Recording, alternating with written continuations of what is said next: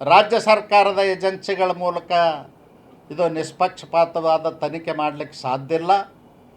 ಇದನ್ನು ಬೇರೆ ಏಜೆನ್ಸಿಗಳ ಮೂಲಕ, ಕೇಂದ್ರ ಸರ್ಕಾರದ ಏಜೆನ್ಸಿಗಳ ಮೂಲಕ ಇದರ ತನಿಖೆ ಆಗಬೇಕು ಅಂಥೇಳಿ ನಾನು ಒತ್ತಾಯ ಮಾಡ್ತೇನೆ.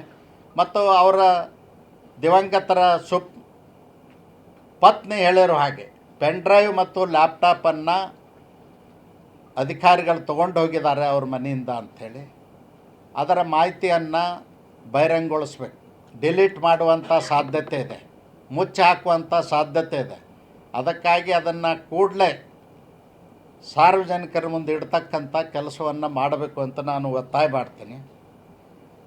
ಇವರೇ ಸಿದ್ದರಾಮಯ್ಯನವರು, ಕಾಂಗ್ರೆಸ್ ಅಧ್ಯಕ್ಷರು ಶಿವಕುಮಾರ್ ಅವರು ವೀರಾವೇಶದಿಂದ ಭಾಷಣ ಮಾಡಿ ಹೋರಾಟ ಮಾಡಿದ್ರಿ.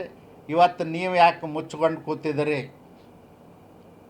ಯಾಕೆ ನೀವು ಇದನ್ನು ಮುಚ್ಚಿ ಹಾಕೋ ಪ್ರಯತ್ನವನ್ನು ಮಾಡ್ತಾಯಿದ್ದೀರಿ? ಅದಕ್ಕಾಗಿ ನಾನು ಸರ್ಕಾರಕ್ಕೆ ಒತ್ತಾಯ ಮಾಡ್ತೀನಿ, ಆಗ್ರಹ ಮಾಡ್ತೀನಿ, ಕೂಡಲೇ ರಾಜೀನಾಮೆ ಕೊಟ್ಟು ನಿಷ್ಪಕ್ಷಪಾತವಾದಂಥ ತನಿಖೆಯನ್ನು ಮಾಡಬೇಕು. ಮತ್ತು ಇದು ದೊಡ್ಡ ಹಗರಣ, ಇದು ಖಜಾನೆಯಿಂದ ಲೂಟಿ ಮಾಡಿರ್ತಕ್ಕಂಥದ್ದು, ಖಜಾನೆನೇ ದರೋಡೆ ಮಾಡಿರ್ತಕ್ಕಂಥ ಹಗರಣ ಇದು.